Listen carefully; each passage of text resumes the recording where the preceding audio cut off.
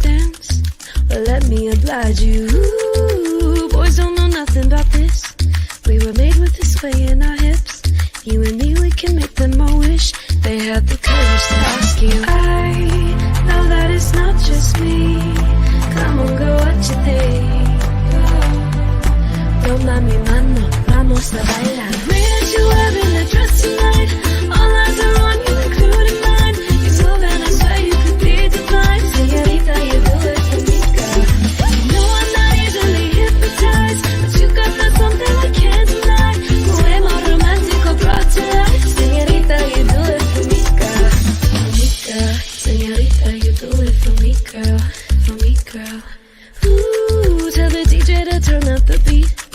Let's dance like we don't care who sees. You're the only attention I need.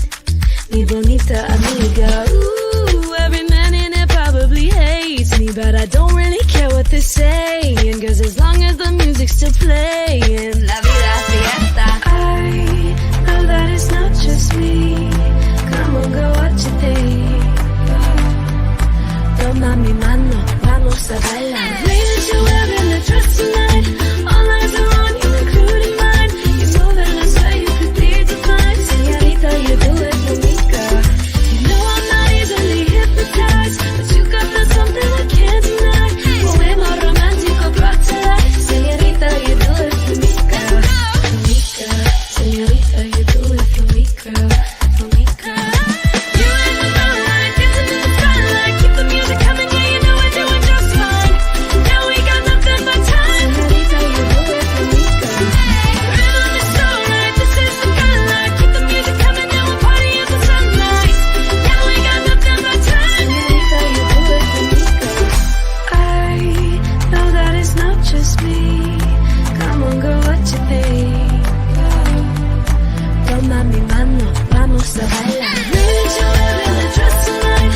All eyes are on you, including mine. You so bad, I swear you could be divine. Señorita, you do it for me, girl. You know I'm not easily hypnotized, but you got that something I can't deny. Poema romántico brought to life. Señorita, you do it for me, girl. For me, girl. Señorita, you do it for me, girl. You do it for me. For me, girl. Señorita, you do it for me, girl. For me, girl.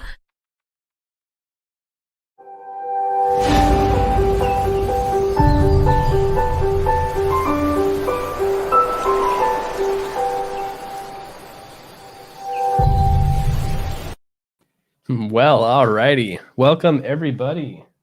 It is another Tuesday, which means it's time for Weekly Whiskey, but this week we are forsaking our whiskey roots for something that John and I love to kind of waylay into, and that is agave. So, John, how you doing, man? I am doing well. I'm excited about the occasion.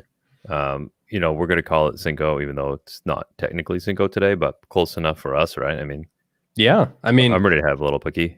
we our off-screen mantra is agave all day, so I don't think it's hard pressed for us to find a good reason to drink agave in the night before True. Cinco de Mayo. But before we dive into that, we have a great guest tonight, but we have some single barrel news, so we'll give you a little bit of whiskey, so we can still call it Weekly Whiskey. But the Our Bourbon single barrel program, we have quite a bit going on this week. We had new riff go out. We had Jack Daniel's #1 go out as well. Those are both sold out. Last week we had Natural Barrel Company, our barrel single barrel, and another new riff. And then I think it's going to be this Thursday or Friday, we have a Whistle Pig. So plenty of barrels, 5 down, 1 to go, and as well as that Woodford batch. So if you're curious, Woodford is on closeout, $39 a liter, which is pretty hard to beat in the world of bourbon. Great for old fashions. That's cheaper than it is here.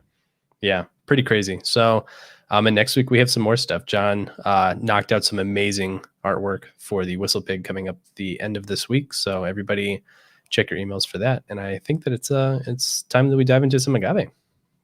I like it. First off, anybody in the chat here, let us know what you're drinking here. I know this isn't really Cinco, but pretend it is with us and let us know what you got going on so we can get a little bit excited about what you got in your glass.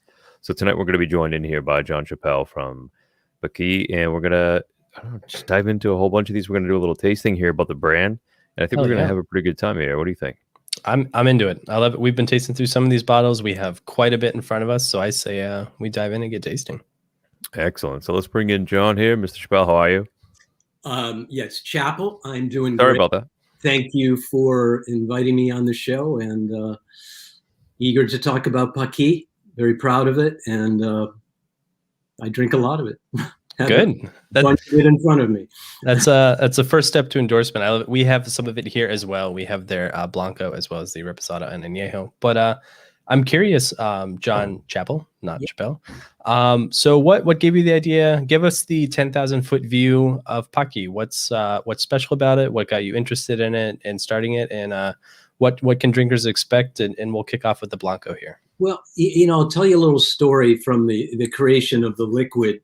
One of the things that really motivated me to create this brand was not, it wasn't really this love of tequila per se. It was this curiosity about the current brands that, dominate the market at about $45, $50. I think those brands. I probably don't have to mention them, but I was puzzled because I just went, why are people paying $50 for this when they're just, to me, they weren't good. And I sort of approached it from the point of view that at $50, I'm a serious wine drinker. It's a hobby. I don't work in that field. But at $50, I can always get, very nice aromas in a white wine or a red wine at $50. I can get fruit, I can get complexity, I can get a great finish. And I didn't find that in any of these, super tequila brands at that price level. So I was puzzled by that and had an idea that maybe something better could be created. And we had a very interesting master distiller on the project. I just straight out asked him, why are these sort of mediocre? I said, this is my view. It doesn't, it's not, and they're amazingly successful brands. They're worth billions of dollars. And he didn't answer that, but what he said was, there are 600 different aroma and flavor compounds that have been identified in the blue agave, the ingredient.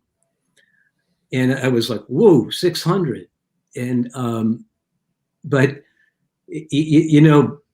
the big brands, the liquids were sort of flat, sort of one note right through, and that's not consistent with 600.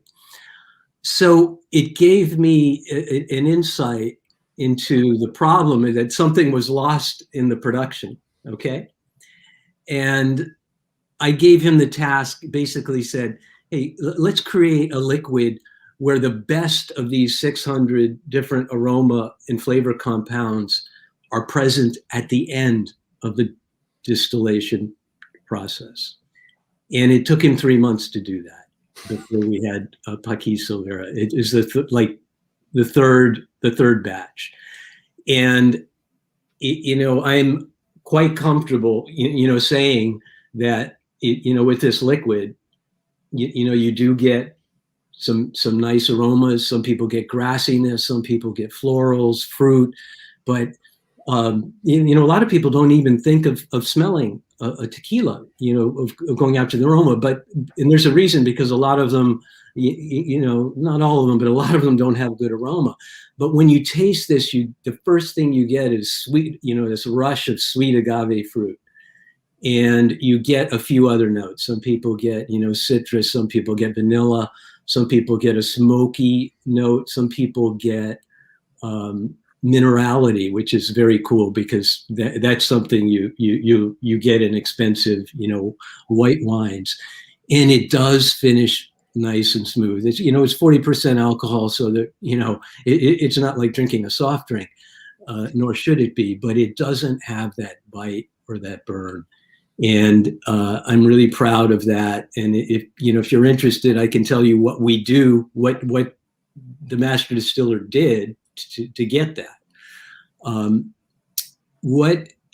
Basically there are four key things that we do with PaQui to get this profile. We only take agave at 25, 26 bricks. You can't make PaQui with unripe agaves. So these agaves are over 7 to 10 years old. We use clean conditions. basically all stainless steel, and we keep things very clean because tequila is pretty sensitive to flaws. And then we use a fresh wine yeast with every fermentation. We don't allow wild yeast to ferment this because we want that control and we want that consistency. And the biggest thing that we do is we don't just separate the heart, and discard the head and tails of the distillation. We separate the heart and we take out these really bitter, caustic things called fusel oils and congeners. And one time when I went to visit after the distillery, after we got the liquid, I wanted to learn more and talk with the master distiller and figure out how he did it and how to sell it. And he had me stick my hand in it was a stainless steel vessel with a pipe coming up and a receptacle. And he said, "John, stick your hand in there, smell it and taste it." And I did that. And it was the most god-awful stuff. I got angry at him because, why did you make me do this, And he goes, "John, that's what we're throwing away. That's what we're discarding. Those are the congeners and fusel oils." And he said, "Those are in basically every other tequila." And then I went, wow, now I understand why I didn't like those big brands. And just to illustrate, this is a really interesting point. It takes 7 kilos of agave to make a liter of tequila. But with this process, it takes 10 kilos. So, okay. Yeah, when you separate the heart, you lose about 20% of the yield. So there's a real economic reason for people not to do this. But I wanted something that I was proud of, and something that differentiated from the other brands. And that's what we ended up with. So I'm really delighted. Tequila has this reputation as being really, really fun, but it also has this reputation of being sort of harsh. Yeah. And Jay, I'm drinking out of a wine glass, and I often use this Riedel tequila glass. Mm-hmm. You don't have to, but wine glass is great because you get aromas and you sip it. So this, another way I talk about this is, a tequila that's delicious enough to sip slowly. You can drink this. I can drink 4 or 5 of these if I'm out of support it, and I just sip the way through it. I'd prefer it to be at 60 degrees rather than 70, but that's you can't really change that too easily in a bar. But so that's the story of the liquid. Are you finding those same elements that that aroma that's very pleasant, that fruit, some complexity? Are you getting that in your palate? Yeah, definitely. It certainly has a lot of character on the nose, which is a lot of fun. It has it has that agave, that sweetness up front, kind of almost a plum note, and I'm getting like a light salinity, minerality. This is actually pretty light on the smoke for me, which I enjoy. Like this does feel like something that's been very cleanly cut at distillation. So, you spoke to that, like your yield isn't as high as it could be because you're making very discerning cuts. Yeah. I think that works well here. Yeah. I do get like a very light smoke in there, but it's not something that I wouldn't say that this is has the smoke. There is no actual smoke in the production method. Yeah. But people, 1 out of 20, 1 out of 10 get a slight smokiness. Yeah. I don't get that. You certainly get it in the Mezcal, but it's not. I don't think it's a flaw. Oh no. What's really nice is that you get like a little array of flavors rather than one note. And exactly at $50, $50, it's so pleasant to get that. I do like it too, because it is funny. Every now and then I introduce a new friend and I pour them something really nice, and then they just whack it back as a shot, and I'm like, what were you doing? And they're like, oh, I didn't know you could sip tequila, and I'm like, well, good tequila you can sip all day. Like, this is very sippable.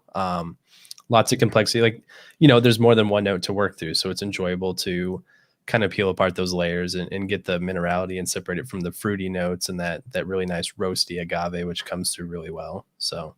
And especially with silver tequilas, a lot of people are reluctant to sip.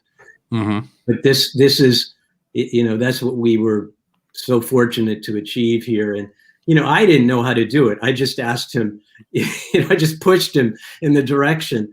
So I was like, wow, I guess no one really pushed him to do that before. And another interesting thing, I asked him, what's going to keep people from copying this if we're successful? And he had three answers. First, he said every single distiller, owner and master distiller thinks they make the best tequila. It's sort of this machismo thing.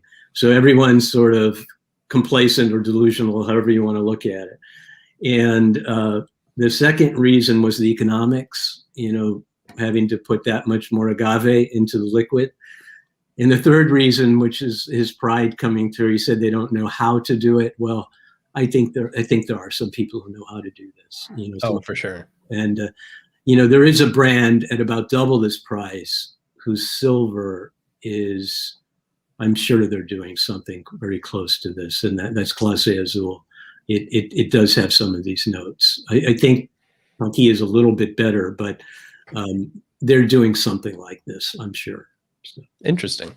Cool. Yeah. Well, yeah, the silver is very nice. Do you find that you encourage people to use this in mixology often? Are you a pretty strong advocate that this is great for neat drinking? Or we like to tell people you can sip it, but one thing we've learned is people enjoy tequila in the way that they want to, and tell them how to do it too much.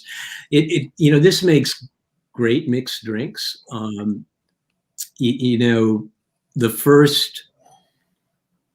There's a famous guy in San Francisco named Julio Bermeo, and he does a margarita without any other liquor. He leaves out the orange liqueur or curacao, so he just has really high quality lime, tequila, and agave nectar. okay, And he made. I asked him if he would be able to tell the difference of his margarita if he just switched the tequila from one of those two monster brands to PaQui, and he said absolutely, it just tasted PaQui neat. And he did that, and the quality of the PaQui did show through. Some of the elements you're picking up when you sip it. So you're just upgrading your cocktail. You're just going to get more notes, and a little better result. But people, drink it on ice. If they want to shoot it, it'll be a more pleasant shot. So we refrain from being too heavy-handed on the sipping. Okay, that makes sense. I mean, John and I are huge proponents. We love to make, cocktails from well beverages, but it's always nice to step up to a really, really nice spirit, because that definitely shows through. I've gone ahead, I've poured the Reposado here. Yeah. I'm curious to hear more about that. Can you say how long you're aging, what kind of barrels you're using for the Reposado? On the nose. They're used whiskey barrels, but there is a real philosophy behind the aging that we have, and it comes from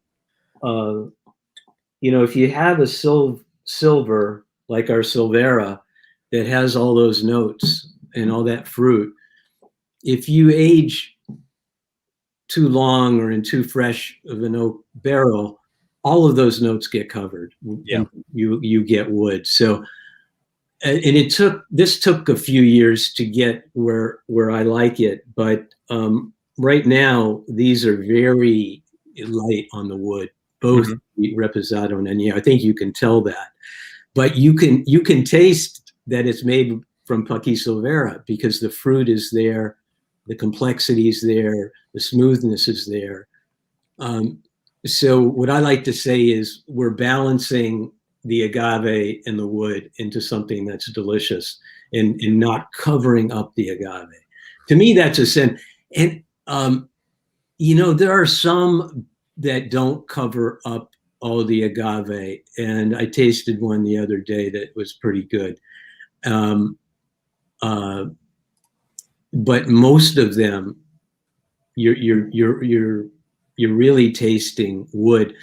And the Mexican who co-founded this brand, Javier Martinez, he played a trick on me when I was visiting him in LA, and he gave me two liquids. They were both very dark, so I assumed it was either both, extra añejo tequilas or something very oaky.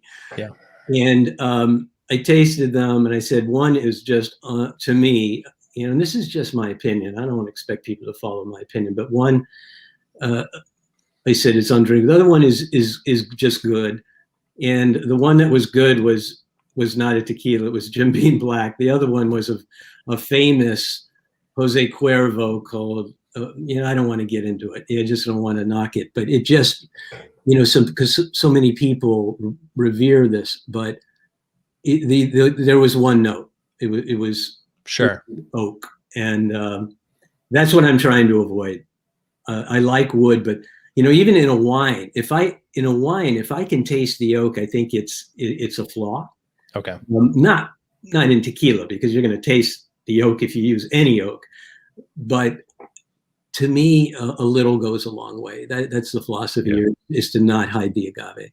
I definitely agree. I think that's working nicely in the Reposado, actually. It's really brought out this really light vegetal note with a whole pile of pepper on it too. It's really it jumps right out at me when I go from the blanco to the.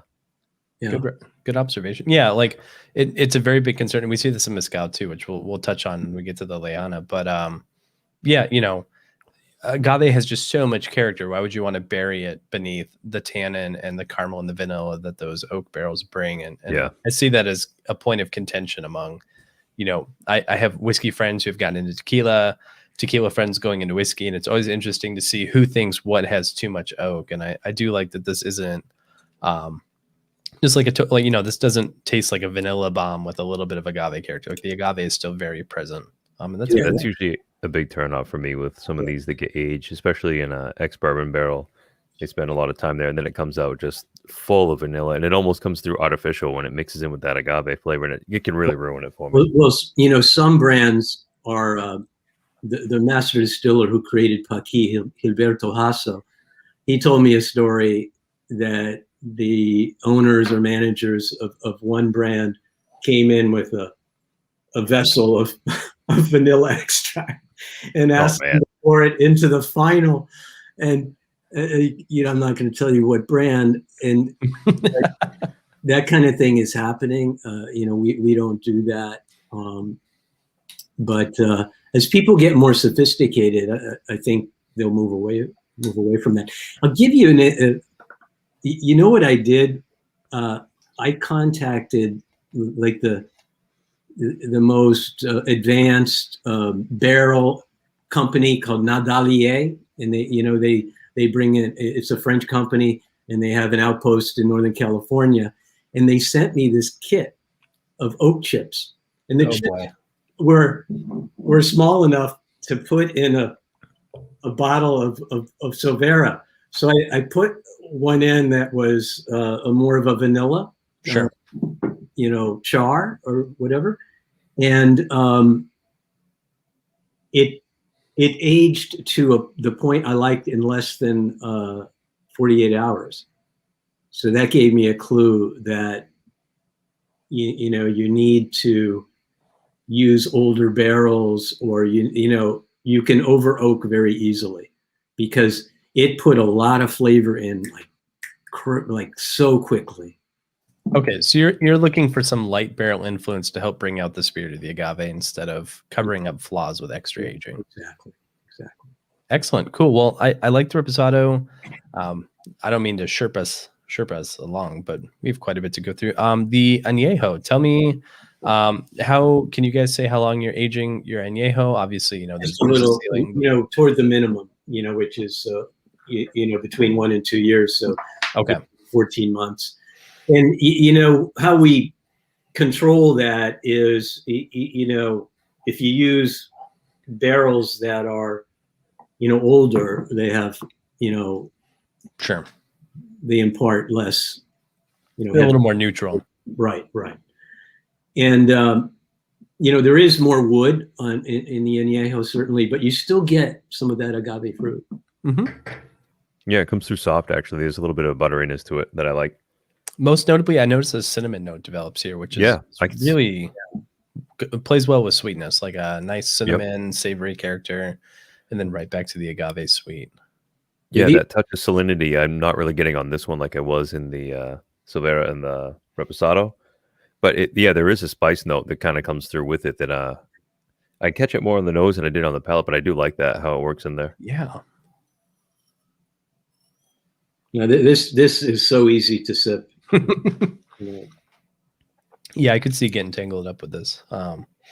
Yeah, the agave still shines through really nicely. That's always my concern. Like Reposado, maybe a little bit less, but Anejo is usually walking that line. Like, is this going to be just over barreled by, you know, those tannins and velenins and stuff? But yeah, this is drinking really nice. I like that cinnamon. It's almost getting a little more savory away from mineral, so it's savory and sweet. But yeah, this has quite a bit of character to it. This can be really delicious with a dessert like you know, flan, or I had it with you know, like a coconut cream pie, and it's delightful to you know, sip an añejo with a dessert.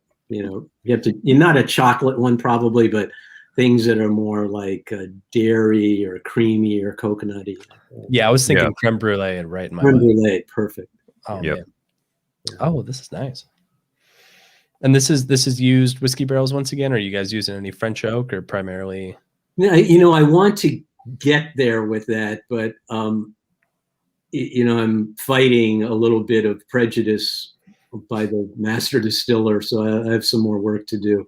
Okay. I still have a lot to learn about aging, but one thing that has gone through my head is taking PaQui Silvera and aging it very briefly in like the best French oak you can get. And those barrels are about, I don't know, $1,500, $2,000. Those are pricey. And you know, but it would still be technically a silver if it's less than 2 months, and it would be, because it might be, you know, it might be a week. You know, it might be, I just don't know. You'd have to keep tasting it. But to just get a touch of wood, and you know, that might eventually be a line extension, maybe $100 level. You know, maybe a bit more.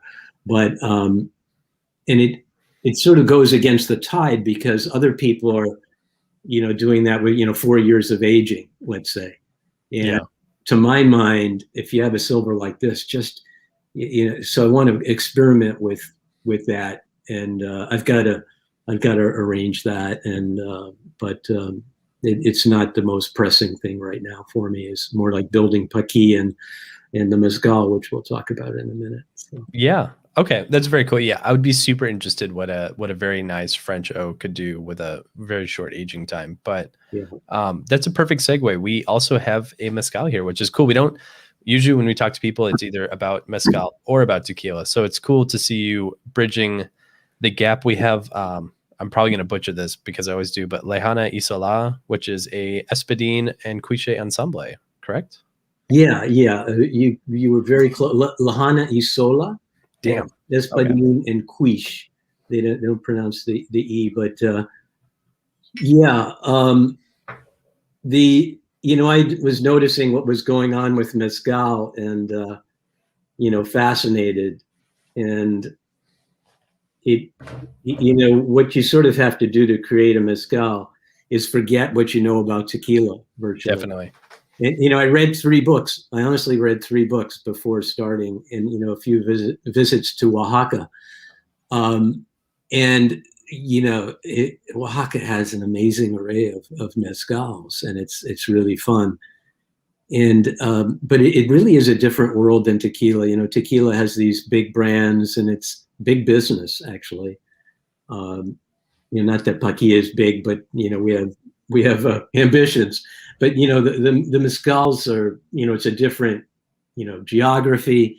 It's you can use a wide array of agaves. There's espadín, which is very similar to the blue agave Weber used in tequila, and that's cultivated. But what's fascinating down there is that they have this array of wild agaves. They call it Agave Sylvestre, and they're harvested from communal lands. And I think they go up there and plant some of them, but they're not like in rows. They're on hillsides. I mean, things like that. And the flavors on those, they're like mind blowing. I mean, there's no comparison. You don't have anything you can't say it tastes like X because you haven't tasted anything like that before. And so I found it fascinating and decided to go ahead with this project. So that's very cool. Yeah, I mean, Tepestate, Madriquiche, and stuff like those are some of my favorite varietals, just for how much power and flavor they pack, and they're so hard to kind of pin down and estimate. But I mean, the Sola has lots of things I love to see. You have an earthen oven, you have Tahona, you're using an alambic or refrescadera, I forget. Alambic, that's correct. Yeah. So on copper. I like it. It's I call it medieval technology. There's no electricity. It's copper, wood, stone, horsepower and manpower. It's that those existed 1,000 years ago, quite easily. So interestingly, you can't go to an existing distiller, and they call them palenque because they're basically like garages, and they're so tiny, and they won't change a thing for you. So to make this sort of our liquid for this brand, our choice was the blend. Which wild agave to use, and how much of it to use. And I tasted a bunch of blends for this that were sent to me. And interestingly, the one I liked best was the one with the least quiche. This is 20%, but it provides all of the flavor notes virtually, because this, it's just so powerful. And I still can't compare this. I still don't have the comparisons. One interesting woman who writes books, I forget her name, but she said on the nose she got sagebrush. I just haven't smelled sagebrush recently. There's not a lot of it in New York, Certainly, yeah. No, this is really aromatic, and this has a lot of notes on the palate that I love. Like the quiche character is there, and some ensembles that are dominantly quiche, or some single varietals I've had that are entirely quiche are almost a little bit too much sometimes. Like the flavor does well, but it's extremely bold, and the hand of the maker needs to rein it in a little bit. So I think we see espadín barril a lot. We see espadín quiche quite a bit. I really like seeing those two work together, and I think it works well here. When I visited for the bottling, I tasted straight barril. Okay. And at 52% out of the tank, and I loved it. So I think that's going to be our next blend, would be espadín barril. Okay. But I haven't tasted it blended yet. And if you do the pure wild agave, the cost goes crazy. So you have to sell it for $100, $120 a bottle to make money. And I want to keep it more accessible. Sure. And I like drinkability too. And a number of us who are close to this brand and work on it, we've tested, let's say, the drinkability by session, and at 4 or 5 of these, I'm still happy. I'm getting a little drunk, but I don't get sick of it. It has a nice smooth finish, which is a little unusual for mezcal. Did you notice that the finish is pretty? Yeah, so it's like it's big and boisterous up front. Like it has a really bold nose. It has lots of notes on the palate, but it really does kind of dissipate nicely in a way that, like, there are some, like, I love Tepestate, like I said, but some Tepestate finish hangs with you for so long that you're like, you know what, just a little bit of this is enough, because it hangs around and it clouds the other things you have. But this, very, very nice nose, drinks well on the palate, and then it kind of dissipates, leaving you like, okay, I could do some more. And I definitely agree. Right. It sort of invites you to taste more, which is a great thing in a beverage, obviously, because you're selling it and you're enjoying it. The master distiller who created PaQui, he found the Palenque, and he does not make this though, but he had his hand in it in terms of choosing them. And when he got the final liquid, he basically said it has a beautiful balance, and I think that was a really good comment. That the smoke is very light, but it integrates. And, that's often what you're looking for. Like in a wine, and I think there's reason for that. You don't want a fruit bomb, though. You want good fruit. So but it's one of the hardest things to achieve, is balance. Definitely. So I'm curious if you can say, how big are batches of this? Are you guys doing fairly small runs? Are they fairly large? It's quite small. We only made about 600 cases the first, and I'm getting ready to produce again. PaQui is still very small. We're starting to get more wholesalers and expanding. But this has been, in New York City, most of the accounts that carry PaQui are now carrying Lejana. Okay, very cool.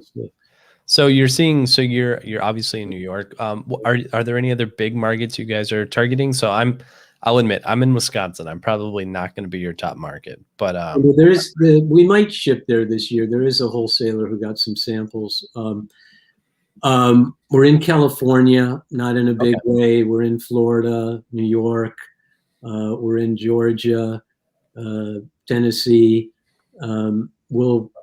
We just got a big wholesaler in New York, the third largest company called Opeachy. So we'll be expanding to upstate New York, and they'll help us penetrate the New York metro area in a much better way. And they have about 5 other states in the Northeast and Mid-Atlantic that, we'll probably get soon, or at least by the fall. Okay. And so no, we are expanding. The issue with, when you create a tequila brand at that $50 level, you're competing with the amount of money it takes to compete. It's unbelievable. And, I joke that PaQui, eats money, for breakfast, lunch, and dinner, and it snacks all night. It's just the money, it just flows because you have to market, you have to sell. Yep. And, you're competing against, the multi-billion-dollar brands and the multi-billion-dollar spirit companies.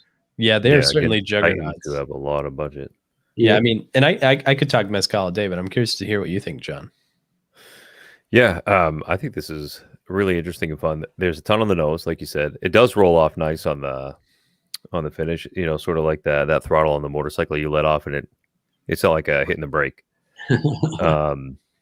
I get this nice tang that comes through with it.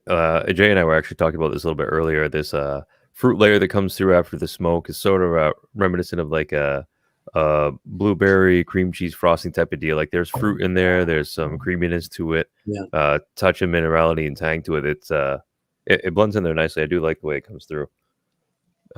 Somebody in chat, and being that we are predominantly a whiskey show here, we get the whiskey type questions. Somebody did ask earlier, what is the barrel entry proof, which would be when this distillate is coming off, and then you're going to age it. What proof is it at before it's been cut, or are you proofing it before it goes into a barrel for aging? For the Reposado and we cut, to I believe we cut it before aging. I think it comes out from the distillery in the low 50s, no more than 55. I think it's maybe 55. Okay. Yeah. These are like classic whiskey nerd questions that always come up. We want to know everything about what that is when it comes off the still, when it goes into the barrel, when it goes into the bottle. So yeah, I figured we'd see some of that. Distilling is pretty complicated, and it's real science. So I can't answer all of those questions. I'd have to really, really study it. But I sort of approach it from, I want this result, and then I, challenge the master distiller to do that. Sure. And this guy is so talented. He's, have you ever seen what they do, to test a tequila? They pour it in their hand, and then their hands, and that's how they get the aroma. And the first time you see it, you go, "What? That guy's crazy," but it works. It's sort of fun, one of the great things about tequila and mezcal is, it is just fascinating. It's really hard to build a brand. Mm-hmm. But you do have a lot of fun along the way. So, I believe that. yeah. Man, I love it. Well, John, it has been an absolute pleasure to have you here tonight. We to kind of sum up, we tried your Silvera, we tried the Reposado, we tried the Anejo, and the Lejana Y Sola. Really nice stuff overall. So for our listeners and for our, the people who are watching from home, if they want to find more information on, PaQui or Sola, where can they find you guys? Where can they hunt you down? Can they expect to see you in their market soon? And then we'll wrap up here. The good thing is you can buy these from the website, and there is a Lejana Y Sola website, but the main website is PaQui Tequila. Okay. And we can ship to 40 states in DC. Oh wow. So that's going nicely for us, but it's going to take, I don't know how long it'll take to be in 20, 25, 30 states. It might be another 18 months or so. And check the website to get these and taste yourself. By the way, we're also raising money online right now on Start Engine. Selling stock online. That's going well. So if anyone wants to own a tiny piece of PaQui Tequila and Lejana Y Sola Mezcal, it only takes less than $250 to own a share. Beautiful. Buy a bottle and own a share of the company. It's more than one share. It's the minimum purchase. Okay. Perfect. Yeah. Very cool. Well, for everyone who's watching, go ahead and check them out. Ted Wolf, I do see you drinking that Baril and Barrow by T.O. Ray. That is a classic. But John Chappell, sorry. It has been awesome to have you. Thank you so much for sharing your story and your process. It has been awesome. Yeah. If you're looking for more from them, definitely check out PaQui Tequila. If you're looking for more from John, you can find him at thebourbonfinder.com. And as always, I'm Jay from Whiskey Raiders, and we are drinking agave all day here on Weekly Whiskey. But thanks again, John. It's been a pleasure to have you. Take care. Really appreciate it. Both of you, John and Jay. Cheers. Cheers, man.